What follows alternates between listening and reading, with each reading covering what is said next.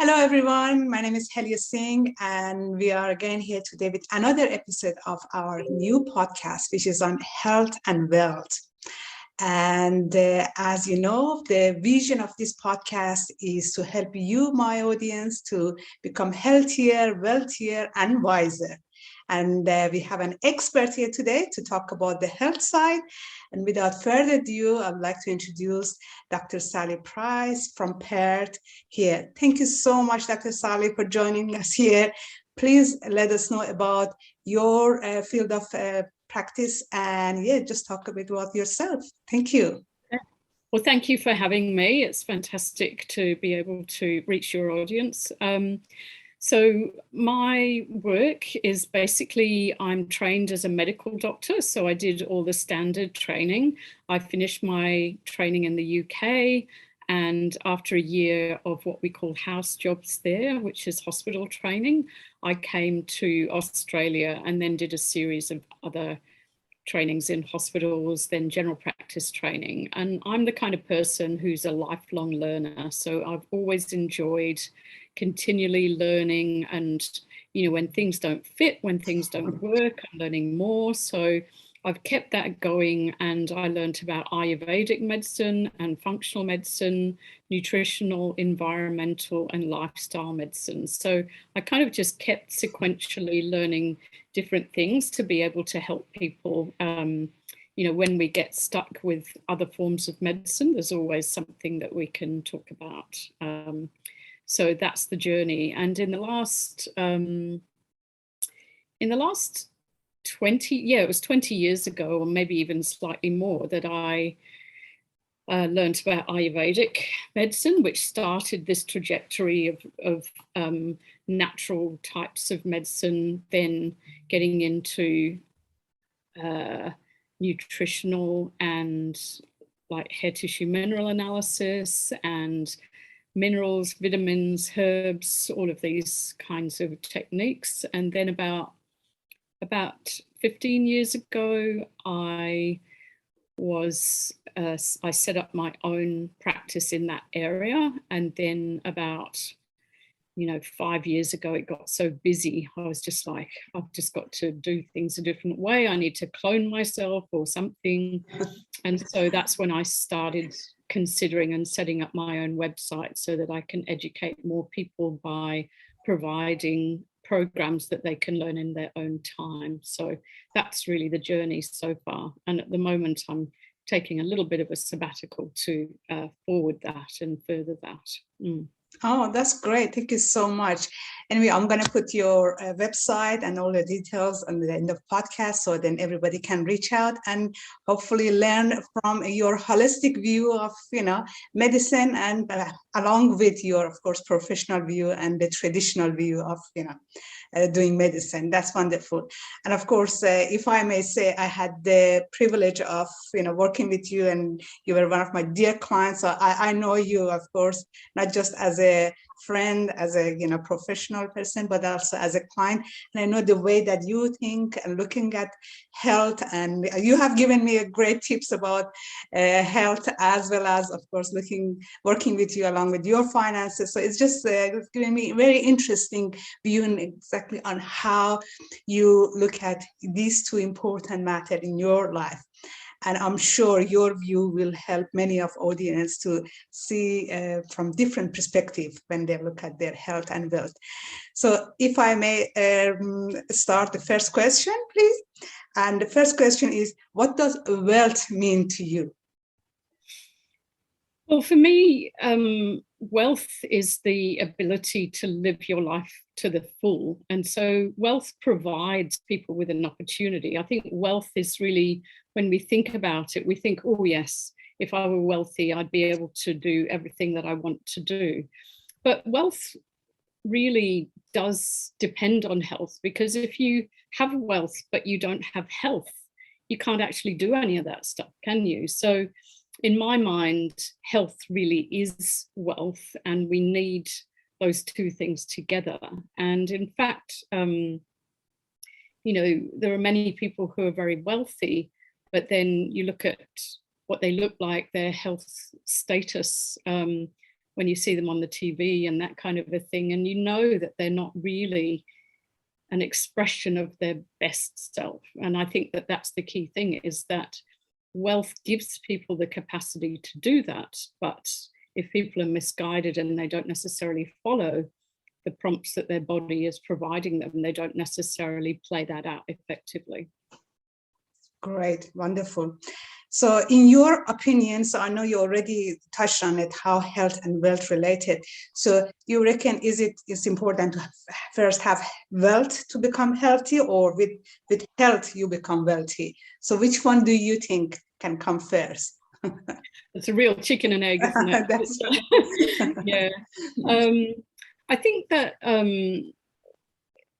you know, I guess if you flip that and you look at poverty and you look at socioeconomic status, we know that if we really want to lift a community of people out of like a poor situation, you provide them with enough. So I think people only need enough. I think that there's a ceiling on which an amount of finance allows people access and capacity and ability to do things. So I think you need an amount, but you don't necessarily need the kinds of big amounts of wealth. But if you have bigger amounts of wealth, then you've got better access to services, don't you? So I think it gives you that capacity. You can get to what you need. You can do all sorts of things, like there's lots of well-being type, you know, like retreats or infrared saunas, or like services, or like, you know, massages, and being able to de-stress and all of those things, and enough time off. So, you know, we see in America where people have to have several jobs to even be able to exist, and they don't have downtime. And, you know, this kind of, they're really people that are really caught on the treadmill. And I mean, surprisingly enough, you would most people probably don't know this, but GPs, if they're not working, they're not actually earning any income. So when I broke my wrist, it was like, oh God, what am I going to do? I've got to provide for my family. But, you know, so you kind of buy things like income protection. But the reality is that if you've got enough wealth to cushion that, and you know that you've got enough time that you've set up for, then, you know, when you need it, you can have that time off. But I think, you know, for many people that are really tied into poverty situations, that becomes very difficult. And so how can you really recover? How can you, you know, take time off after you've had children? How can you, you know, so I think wealth provides you that capacity of choice, essentially. That's great view. Wonderful. Yeah. Thank you for that. So just tell me, if money was not an issue, would you still be doing the same thing that you are doing right now? And if yes, why? And if not, so why not? I think, I mean, I've often reflected on this. It's one of my questions that I like to reflect on between Christmas and New Year. And I kind of look at, you know, what would I be doing? Like if I happened to win the 40 million lotto or whatever it is, like what would I be doing? And I very, very much enjoy my work. But I think like having that choice, I would be able to choose the hours that I do. I would be able to be selective. I would be able to, you know, do things differently.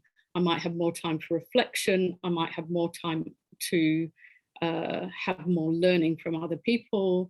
And although like I do lots of learning anyway, but I feel like I would probably do much the same, because my brain works on pattern recognition, trying to find the cause of the problem, trying to find the rate limiting step, trying to discover what is holding up somebody in their health progress. So it's really how I'm wired. I think that that's, you know, and when I've done things like personality assessments, Myers-Briggs, all of these kinds of things that can help us to know ourselves the best, it kind of comes back to the same thing. So, you know, I know that that's my opportunity in life. That's my gift. That's my capacity, is to listen intently to people and to try and work out what the most important thing is that they can do, like what area that is. And, there are ways of discerning this more easily now as well. So using AI and that kind of stuff. So, we can get down to the nub of what is the most important thing to help this person. I guess because I do a lot more in the lifestyle environment and well-being space, rather than, I'm not in emergency department or doing that fast acute medicine. It's really about how people live, how they approach life, what's their mindset, what's their environment like, what's their energetics, what's their nourishment as well as nutrition. So looking at all the areas of nourishment, what is their sleep pattern, what are their detoxing patterns, and what's their attitude like?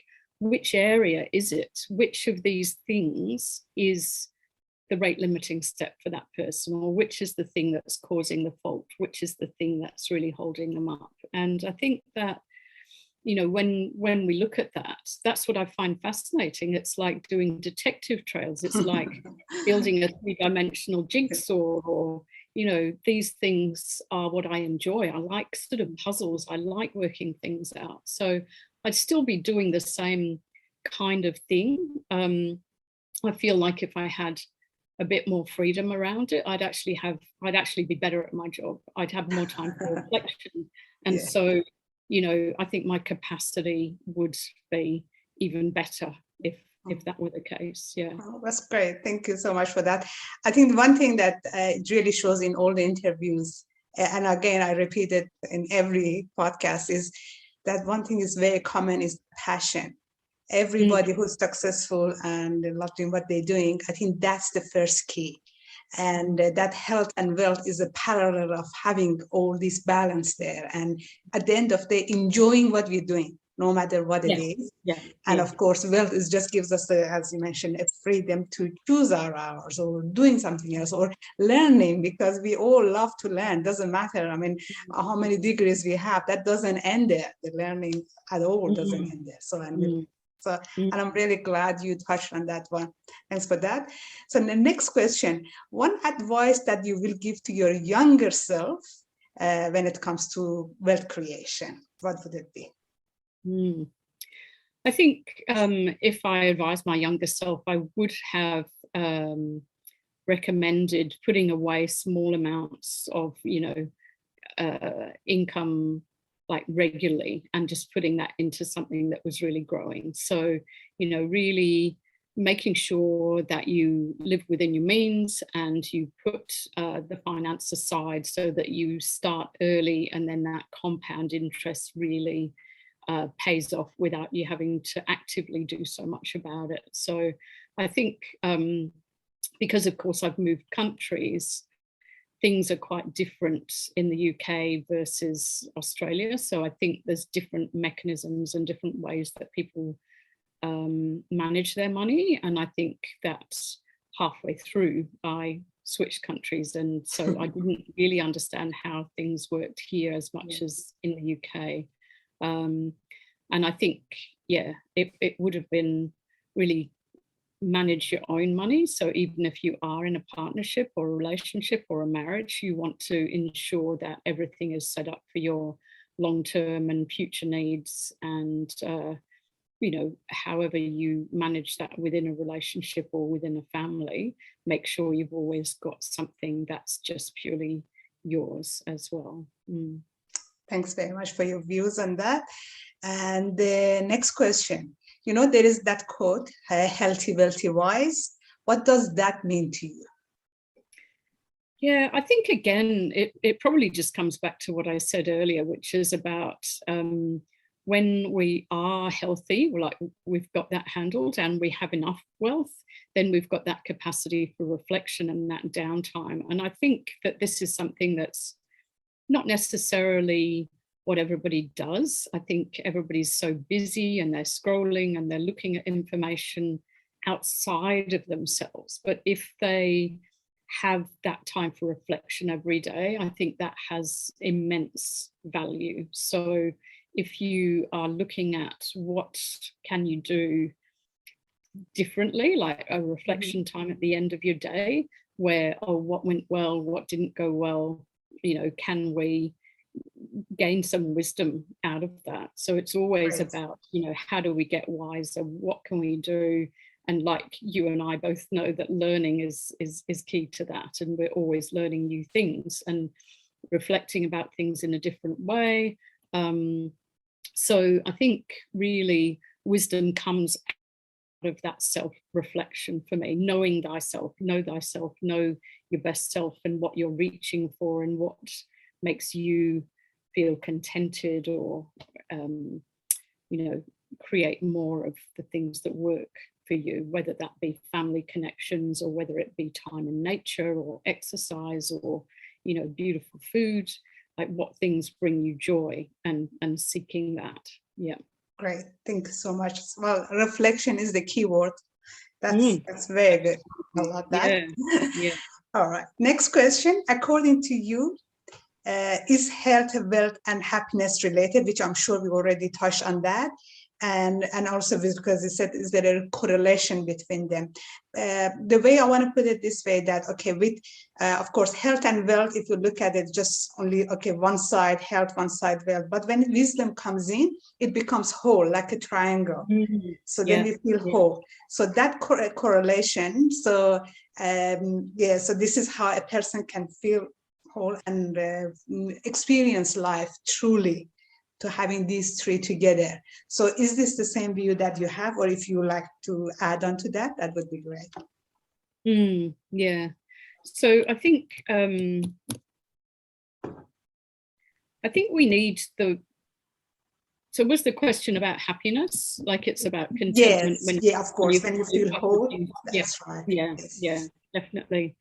Yeah, I think we need that intentionality for finding something that's important to us. So that sense of whether it's contribution to the community, whether it's contribution to others, whether it's service, whether it's something that we know that we can give of ourselves that has huge value for others. So I think a lot of when people look at happiness, a lot of it is coming from that great feeling that you get when you know that you're like you're doing something really valuable for other people. And I think, we only need sufficient wealth for that. Like, there's an average level at which, or there's kind of like a line at which people's happiness doesn't go up more when they're way above that line. And I think a lot of people that are seeking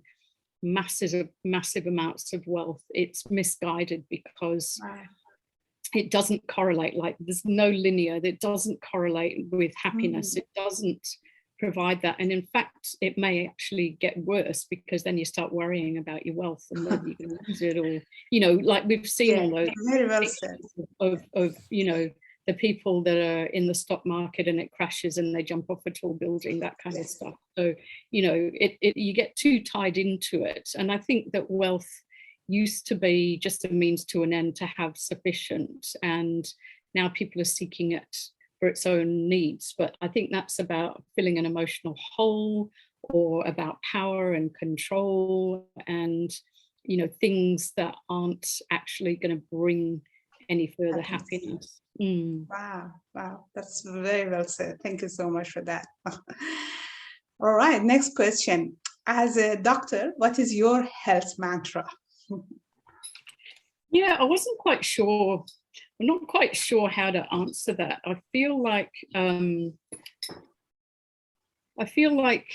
it's always about learning and upgrading. So at the moment, as I said, with this bit of time that we have between Christmas and New Year, which I feel like is magic, flexible time that we don't know what the boundaries of it are in a way. It's kind of like this little special gift that we might have where we reflect on the past year and we look forward. And so I'm making sure that I'm looking at assessing my own mindset. Where are my goals? Where am I? I'm upgrading the exercise that I'm doing. I'm sort of looking at my nutrition. Is it all the things that I need? Nourishment in terms of joy and fun, and what are the things that I really get a lot of juice out of? How can I have, like my mantra would be, how can I continually upgrade that and be on an upward trajectory? Because I mean, as you know, as we age, things get a bit more challenging with the body. The body's aging, there's more attention. We need to pay it a bit more attention. We need to listen more carefully. We need to make sure that we get that sleep. We need to particularly look at how are we detoxing? Are we making sure that that works? Because that really kicks in about the 40s age group, where we have to really pay attention to how the liver works, the detox, and that's tied into our circadian rhythmicity and our sleep-wake cycle. And then really examining attitude, like we mentioned before, is like that can instantly change things.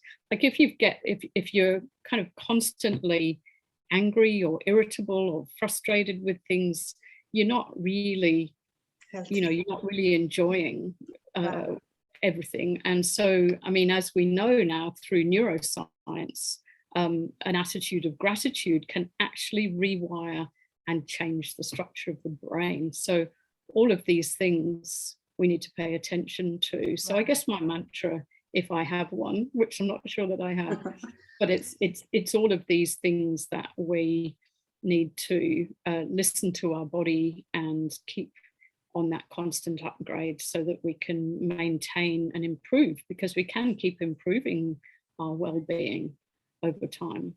Great. I really love that, because usually traditionally, people say that, okay, hitting the gym or going for exercise, like, 2 times a week or something, but you just dive deeper than that and just thinking of, okay, how we keep our mind healthy.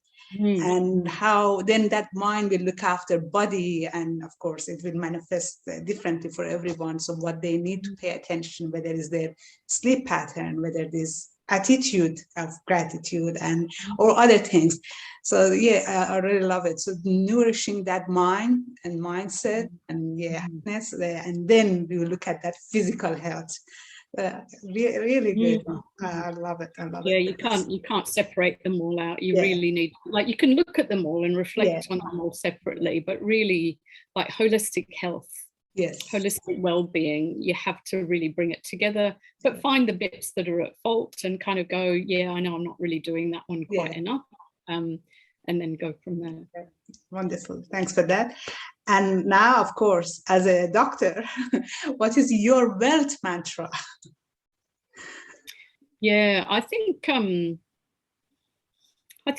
living within your means. I think that, like, you want the least amount of stress. And I think stress really does cause a lot of illness. And if we minimize our financial stress, I think there's a lot to be said for that. And in so doing, I remember when I was at medical school and I organized this special dinner. So at the end of one of our programs, we had a special dinner with our specialist, and I put it on my credit card, and people didn't pay me properly. So people didn't all pitch in for all of it. And so the bill was way more. And as a student, like, I didn't have that. So it was like, oh my God, like, how am I going to handle this? And, so I think, when people are doing all of this, credit cards and afterpay and all of these kinds of mechanisms where